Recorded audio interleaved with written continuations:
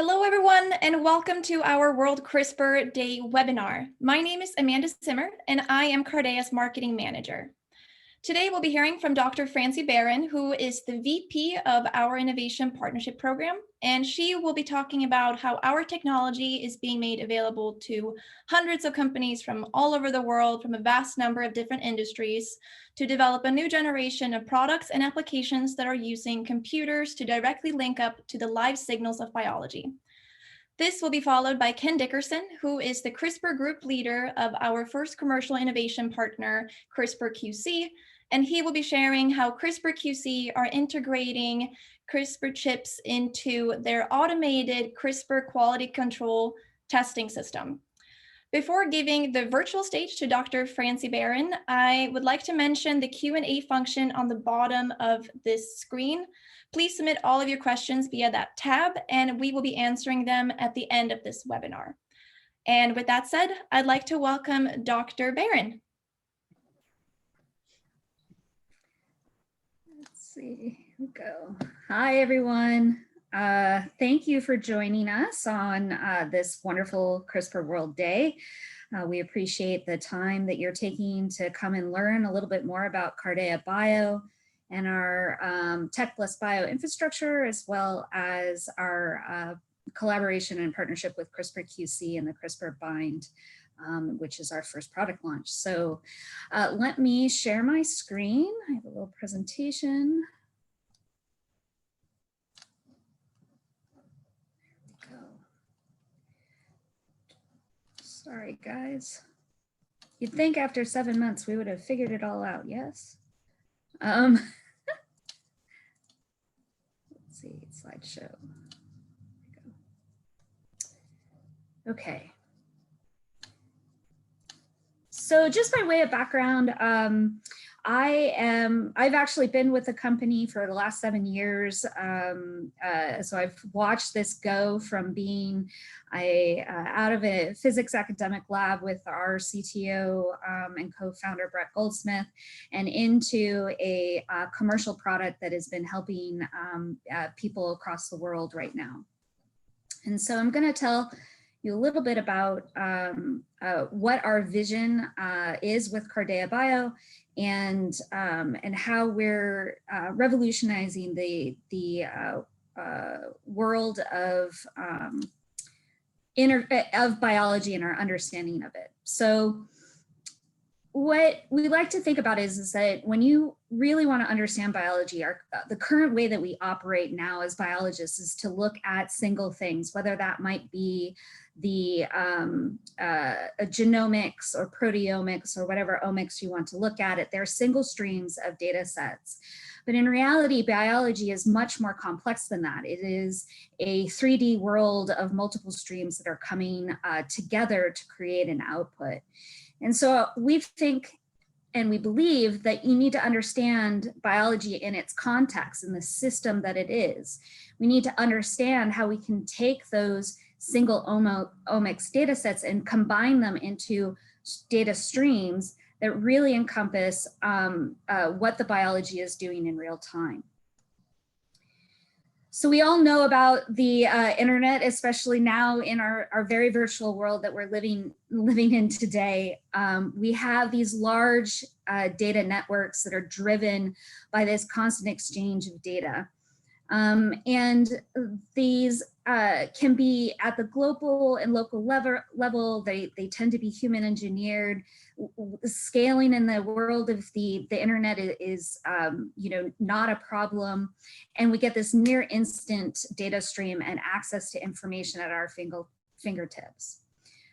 Similarly, when we want to think about biology and biological networks, these are found anywhere from the cell and protein level all the way up into organisms and ecosystems. These are integrating and exchanging information between these systems in real time as well. And the idea here is, how do we connect both of these networks together? So with Cardean biology data transistors, this is the first time that we can do this. We can take all of the networking that we've done in our technology, from wireless and personal devices to our machine learning algorithms, and our ability to do electronics fabrication with silicon, and combine that and link to the complex data streams that are coming out of the biology. We can now look at, genomics and proteomics, synthetic biology, all of that, and combine those together and link them in one network.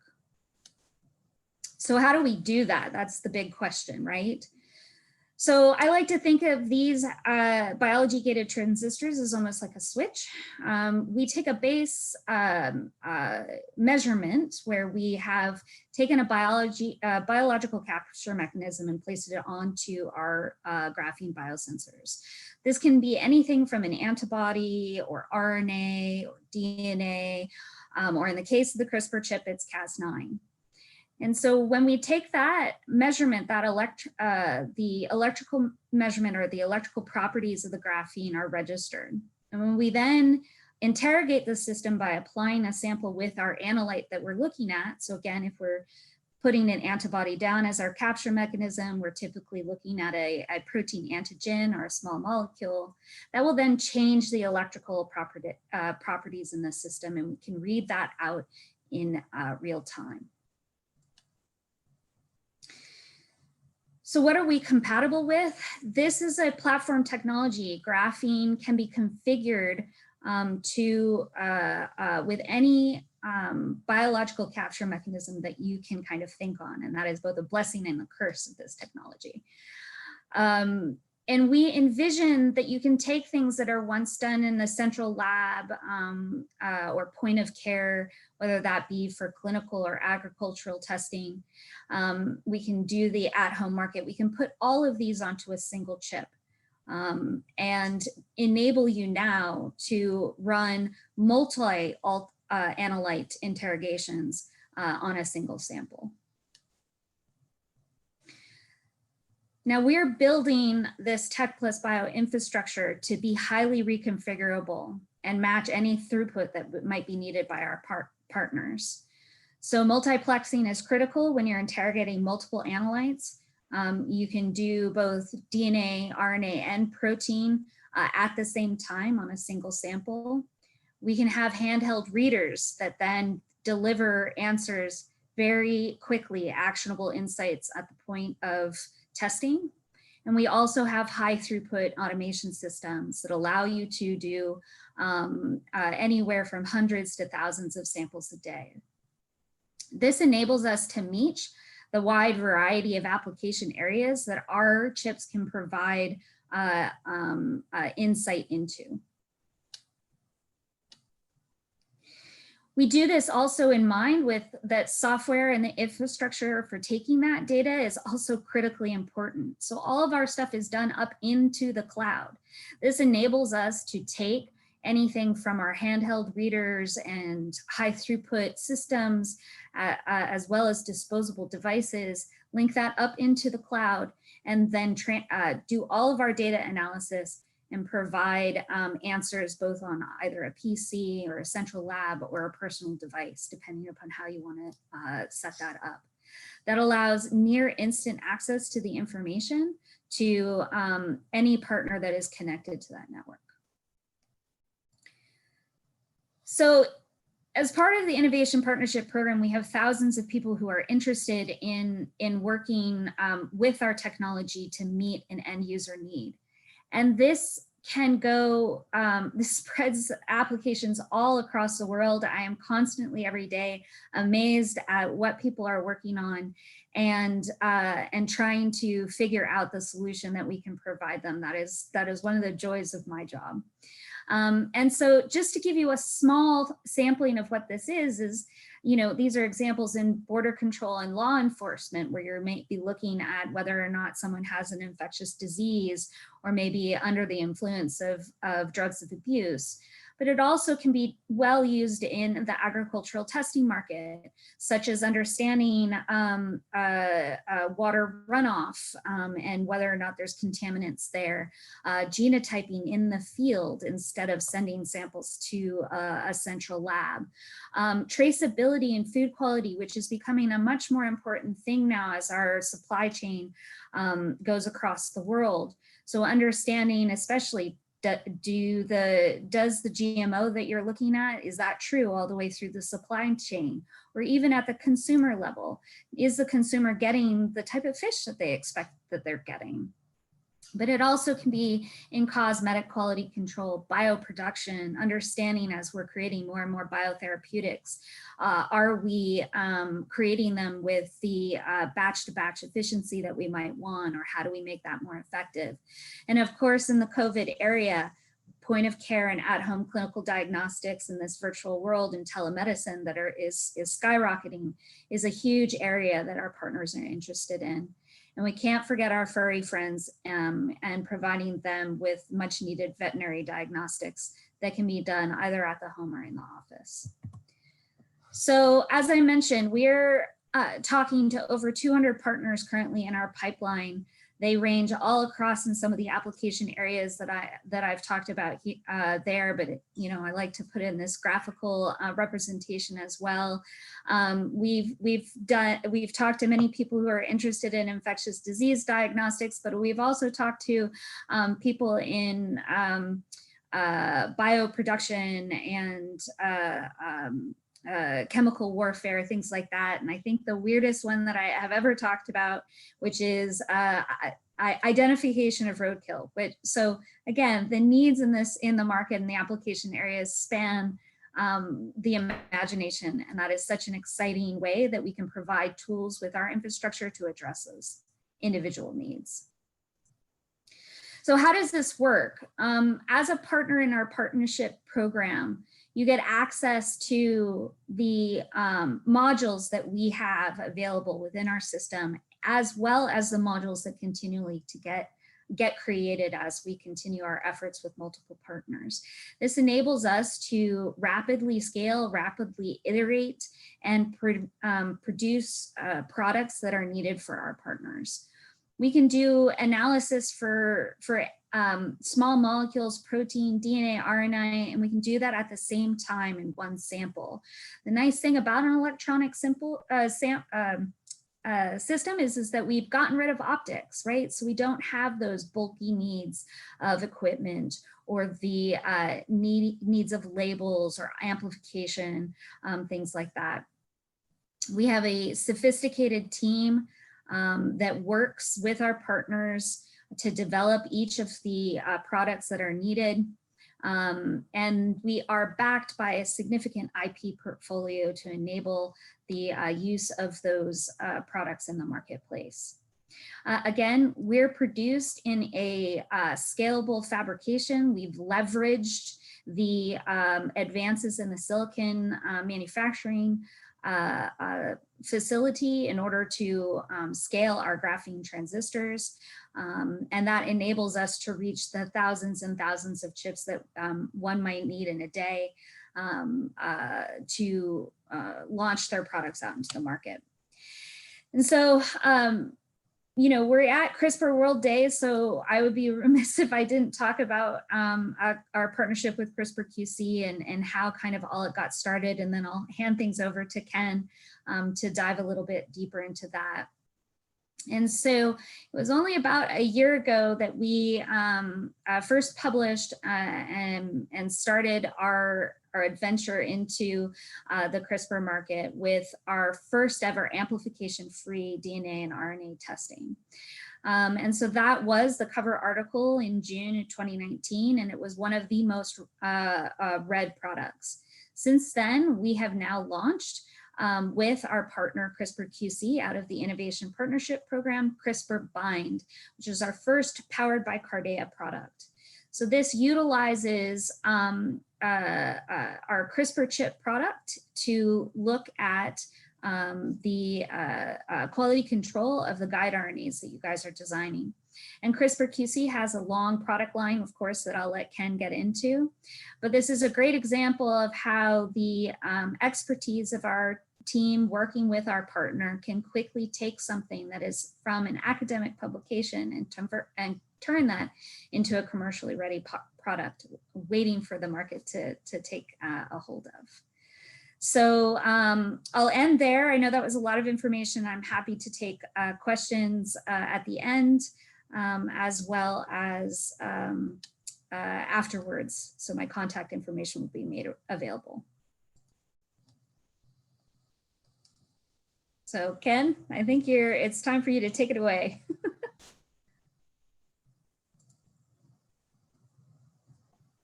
I don't think I have, here, can you hear me now? Start my video. Yes. Here we go. How do I get rid of you? You're in there too, interesting. Okay, I will take a moment here to share my screen, which says it'll stop you, Francie. Thank you for that. And I will share this. Francie, you let me know if you can see all this. I think you're a good proxy for this. And yes, I can definitely see it. perfect. And I'm actually going to bring up a pointer. Might be helpful for me. Can you see the pointer as well? The little red. Yes, we can see it. Fantastic. Yep, you're okay. good to go. Well, again, thank you everyone for joining us for this webinar. It's my pleasure actually to be able to describe and explain a little bit about one of Cardea's first partners, CRISPR QC. And what I'd like to do in this presentation is give you a little bit of background and some history, not so much, but a little bit of history and how we're moving forward in the market, the CRISPR market in terms of quality control. I'm VP of sales, but I'm also very heavily involved in the commercialization of the CRISPR QC product line, which Francie just mentioned, and I'll walk through a little bit of that as we go through the presentation. So who is CRISPR QC, or what is the whole emphasis behind CRISPR QC? What you're actually looking at, and some of these slides will have some images that are very reminiscent of what you just saw in Francie's presentation. But what do we have here? Well, why CRISPR QC in the first place?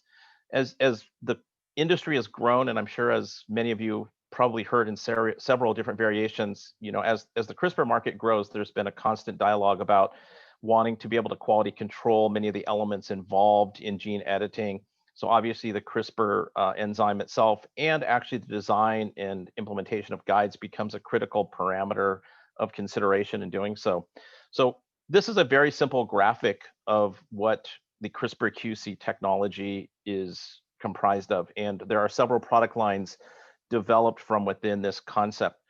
So I think if you've been listening to any of the Cardea individuals, Kiana, we use this term powered by Cardea really commonly, and that's really referring to this CRISPR chip technology that was really founded or grounded by Kiana RN over at the Keck Institute. But we use a simple liquid automation handling system, the Opentron's OT2. Many of you may have some familiarity with this. It's a growing system of popularity.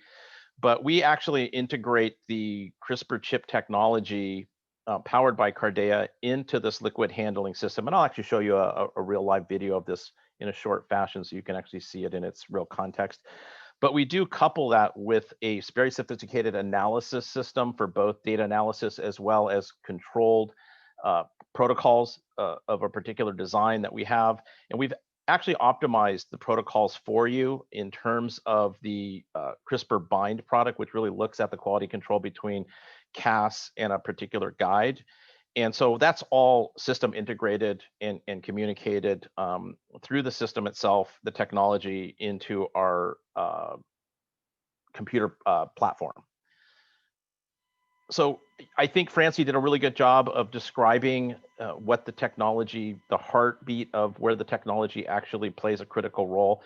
But I'll go through it again just in case. Our sensors are comprised of a graphene layer around which we can tether a ligand of interest and then subsequently probe a guide RNA for maybe specificity off target, in some advanced cases, quantitation and maybe kinetics.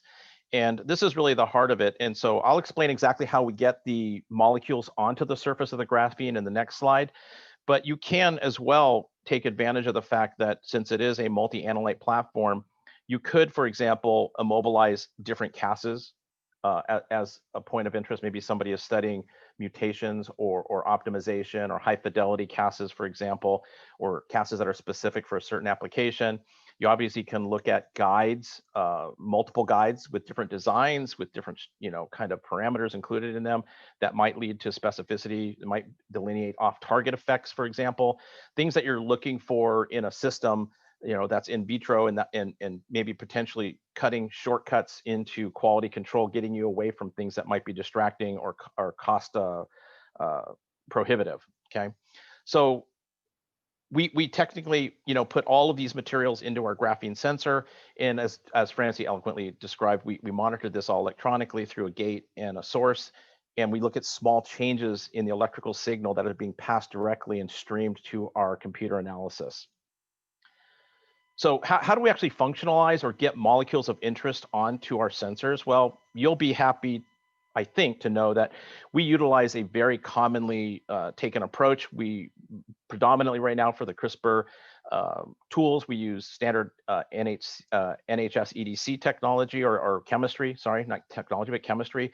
The way we do that is we actually functionalize the bare graphene surface with a pyrene butyric acid type molecule, which has a functional group at the end. And through that standard NHS EDC chemistry, you can couple your protein of interest and provide an active surface. We do have a blocking step, of course, like many technologies do.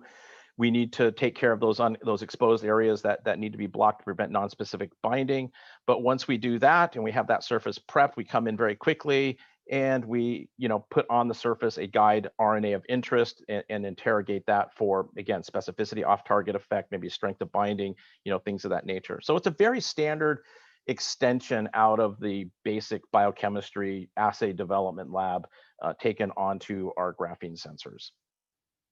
Now, what does that really look like? I'm going to click here and show you a video. So I had a couple questions come up when I was at Kiana's talk and just in the chat room. And one of the common questions was, well, what's the roadblock to getting this commercially out there? And the pleasant answer to that is it is commercially launched. So we announced that, I believe, 2 or 3 weeks ago. And we do have an early access program, which I'll talk about or just show you briefly at the end of the talk. And we have a service component right now to take upon projects that certain companies may have looking at guide RNA quality control. So what I'll show you here is the real deal. It's the system in its operational environment, and we'll take a look at this real quick. And you'll see in the very beginning, a couple of scientists looking at how to set up the protocol, how to look at the parameters, the sequence of what the protocol does. Here you see the actual Opentrons, and here are our chips all in this area here. Here is the reagent stack, and you'll see these all being put in one by one. Right now we have a system designed to do 8 individual chips with the corresponding readers. So roughly, we could run 8 chips in an hour or so. And here you see some of the liquid handling. Your standard kind of setup for a liquid handling system in the OT2 is your pipettes, and here are your buffer reagents, wash solutions, coupling buffers, and then your samples of interest and importance are in this box, which is actually kept cool.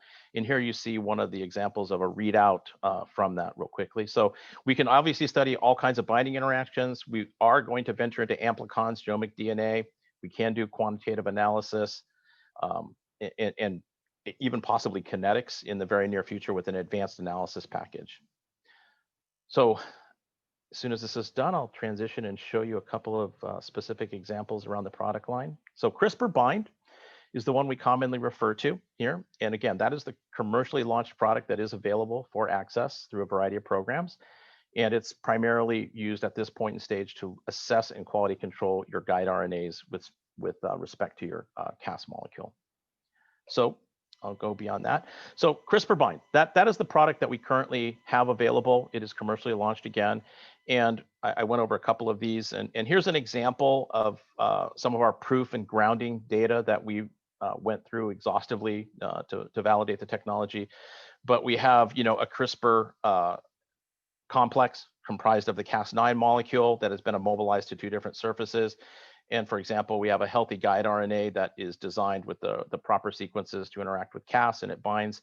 And we have control, which have no interaction and no specificity towards Cas9. And our software can be designed to output something like a scattergram like this, where you see the non-specific or the non-binding component down here. And we have the positive up here, and it's this level of separation, and the algorithms that we've designed, looking at hundreds and hundreds of data sets, is designed to give you a confidence score of specificity related to those two different guides. Now, if you had 8 guides, we could provide that as well with additional scatter plots, but this is just a simple example of 2.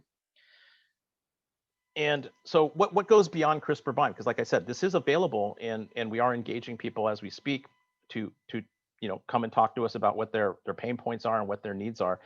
But we're going to go a lot farther with the technology. So the 2 areas that become quite of interest are amplicons. So many people will be generating amplicons, maybe SNPs, for example. I think in Kiana's talk there was a heavy data set on some SNP analysis, which was part of a Nature publication. But we can determine the specific binding of amplicons. So what have we done now? We've gone beyond the CRISPR complex with Cas9 and a guide RNA, and now we're bringing in the genomic material in the form of either an amplicon or whole genomic DNA. Now, amplicons, we're just getting started on, and we're doing the grounding proofing data sets on amplicons. And these, again, will be very, very valuable for assessing that precursor, perhaps, to a genomic DNA, or maybe where genomic DNA is very limited, but the target sequences are known, and so you can amplify those with PCR and continue your examination process. We are just now getting started with this grounding validation in the technology, and we already just finished CRISPR Gen. So CRISPR Gen is the whole genomic search analysis with the technology. It's with unamplified DNA samples, which again is a pretty high value component, because we can just go directly to the extracted DNA and find binding events that are of interest to us. And for example, here's like a quick extrapolation of a small experiment that we did, where we have 2 guide RNAs, and both of these guide RNAs are directed towards healthy DNA. And that's what we have here in purple, HB. So this is from the sickle cell data set. And so HBAA is the homozygous healthy target allele. And we can see that with a small change in the guide RNA design, simply clipping off a couple of nucleotides at the 5' end, this is known in the CRISPR field to increase specificity and binding strength. So, when you look at here and you look at the 24 nucleotide one, and this is healthy DNA, and this is the sickle cell allele, the homozygous sickle cell allele, then you see here that, we don't see any binding with the control, which is what we'd expect, but we see a strong interaction with the healthy DNA. And with the reduction of those 2 nucleotides at the end, we see an increase in that signal as a result of that, which is well known in the literature. Now, you could be asking, what is this down here? So this is what we'd expect it to be as negative like over here, because we are specifically targeting just the healthy genomic DNA. So this might be, we don't know the answer to this exactly just yet, but we suspect this might be an off-target effect. And again, that kind of goes back to the point of having, a analytical tool where you can really run a number of example samples, different conditions, to address what your CRISPR complex interactions are really comprised of. And so this is a tool that we just got done with the grounding data. My suspect is that this technology at the genomic DNA level will become available probably before the end of the year, since we just completed that data set. And that data set was important because we develop a specific analytical algorithm for that statistical confidence score. And that requires hundreds and hundreds of data sets that we take it upon ourselves to do that, to make sure. Related to this specific activity, these are cleavage gel assays up here. And you can see when you clip those 2 nucleotides off, you get a cleavage very quickly with the small changes in that guide RNA, whereas with the one that's just a couple of nucleotides longer, this is not even really started to cleave at 30 minutes, so this would take much longer. So it's just kind of validation that we see this enhanced binding and specificity with the guide design that's kind of well known in the literature. So one of the things that came up quite a bit, I think I've been answering a lot of questions in the chat rooms, is how, is this available? Can we get our hands on it? Are you guys making this technology available to people? And so the best way that I think that we have currently is that we just launched an early access program. This link right here will take you to that. And there's an entire process that, kind of a Q&A that you go through. And then I think Francie's group looks at those, assesses those, gets back to you. But this is the best route by which, if you're interested in getting your hands or your samples into the CRISPR-Q technology, then this would be your best route. And with that, I'll conclude. And I think if we want, we can take some Q&A. Thank you, Ken. All right, so we have had a few questions coming in, and I'd like to start with. Oh, should I stop sharing, maybe, or no? It doesn't matter. It can be on. Okay, all right. So Francie, they are wondering if the software is wireless, or if you need to connect your phone or computer directly into the reader or instrument. That's a great question. So currently how things work is that it's a direct connect to a computer. That could be a tablet or a PC.